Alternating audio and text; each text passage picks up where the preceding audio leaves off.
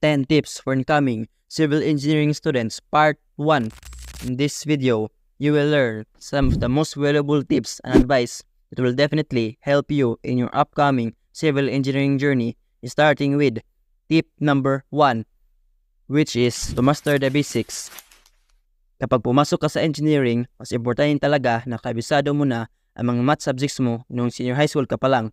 Dahil kapag hindi mo ito nakabisado, lagot, mahirapan ka talaga sa mga math subjects mo like engineering mathematics, calculus, physics, solid geometry, at iba pa. Ang mga subjects na to ay kadalasan halos katulad lang sa mga itinuturo noong high school ka pa lang. Pero naka-steroids.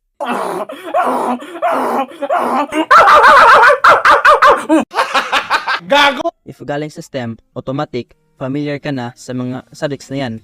Otherwise, if galing ka naman sa ibang strand,